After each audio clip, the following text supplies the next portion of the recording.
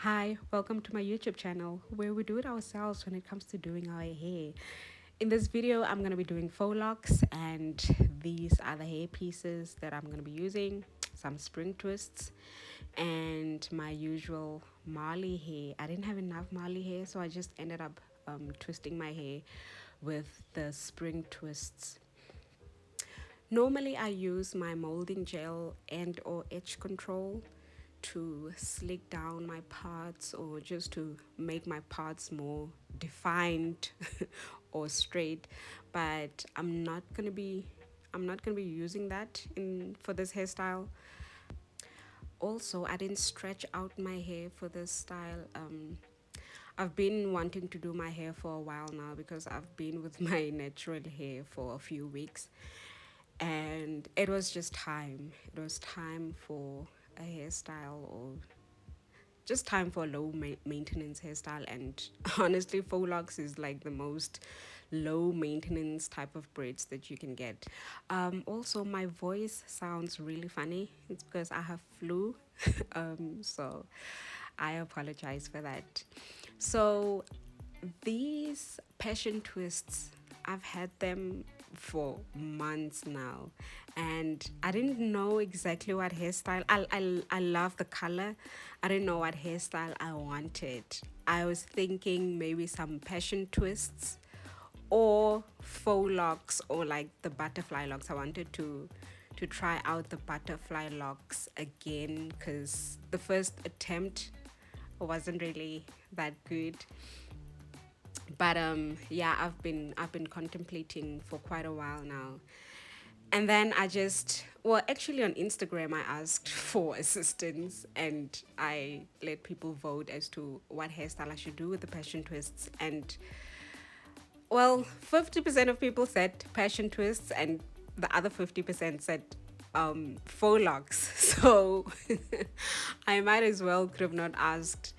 But I don't know. I love faux locks. I don't think I've ever tried passion twists, but we'll try it out in the near future. For now, we'll stick with what we know, which is faux locks.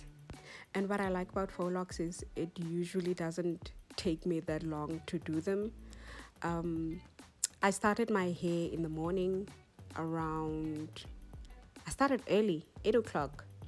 Yeah, I started doing my hair at 8, and by afternoon, around what, 2 or 3 o'clock, I was done. Also, because when I do faux locks, I always do like chunky faux locks, I never do them really thin. The trickiest thing about faux locks is trying to figure out how to not make them as stiff, because I know the first few times I tried faux locks, it it was really stiff. Like, it was just, the hair was not flowing, and yeah. But I've come a long way.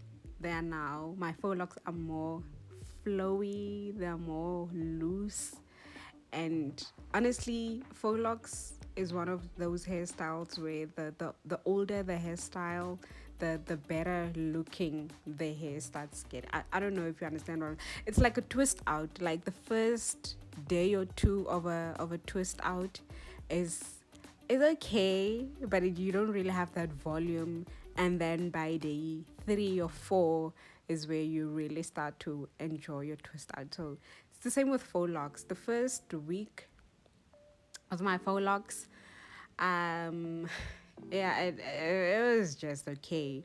But by the third week, I really loved my locks, and they were really looking cute. They were flowing. It was easier to style them. So, yeah. I find it so funny when people are puzzled with the fact that I do my own hair, especially if it's cornrows or if it's a style that looks really complicated. Like, they make it sound like it's so impossible for someone to do that on their own hair. And sometimes people don't even believe me, and I'm like, oh, okay, it's fine. But I can tell you now, If you don't know how to do your hair at all, at all, at all, at all, it's not that difficult to figure out. I promise you, it's not. Being able to do your own hair is not a talent.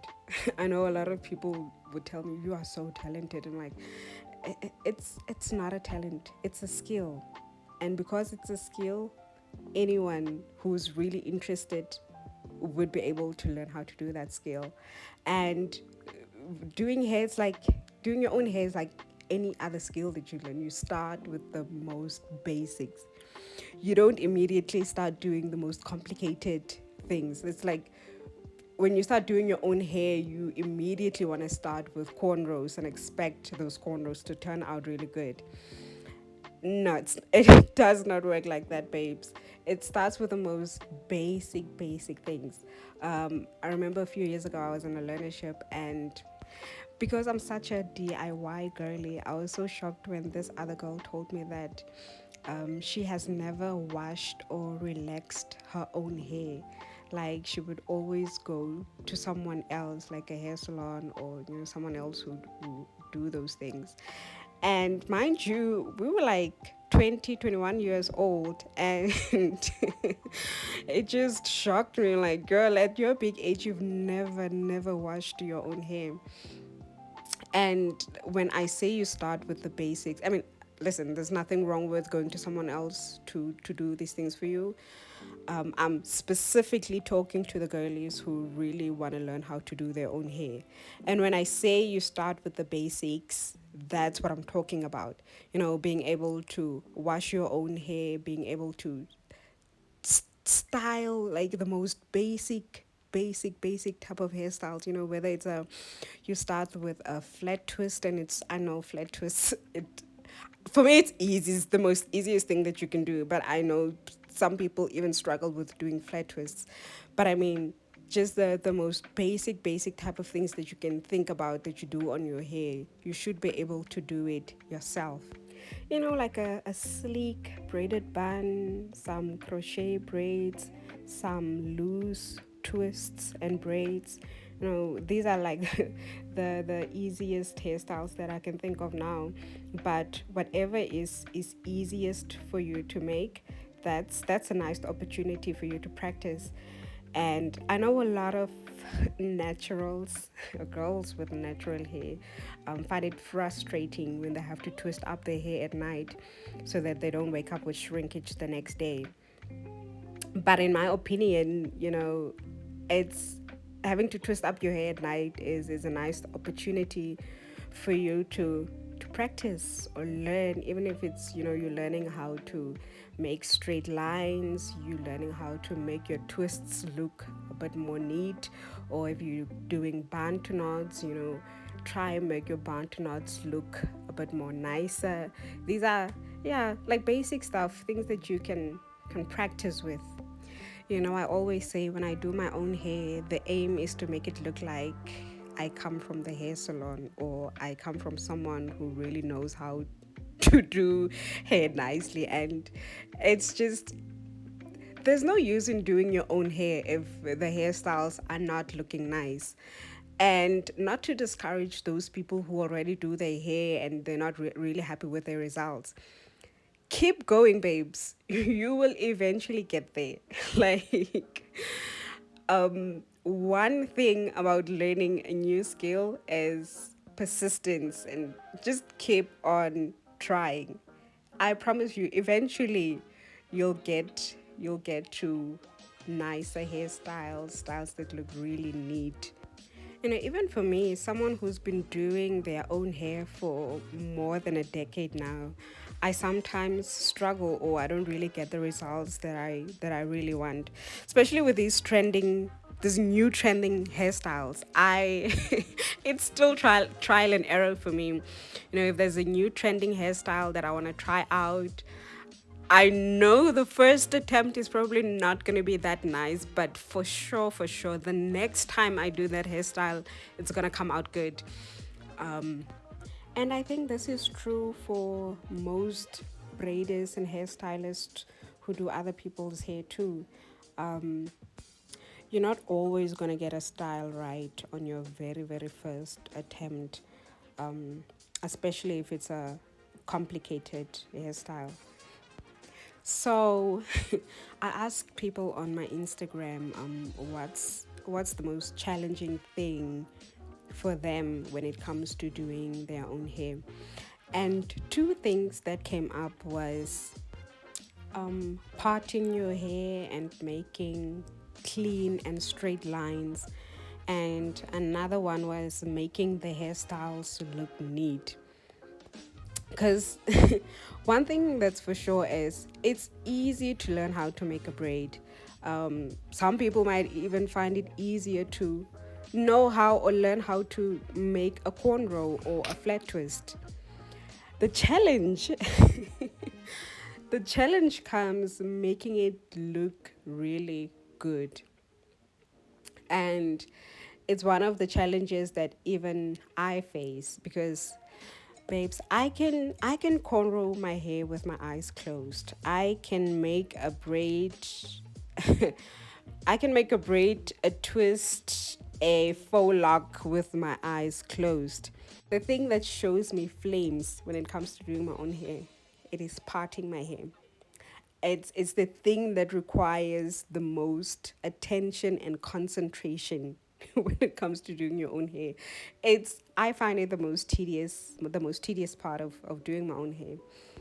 And I have a short, low density 4C hair. And the fact that my hair is 4C makes it difficult for me to, or makes it a chore for me to part my hair. If you have thick, high density, long hair, I feel sorry for you, my sister.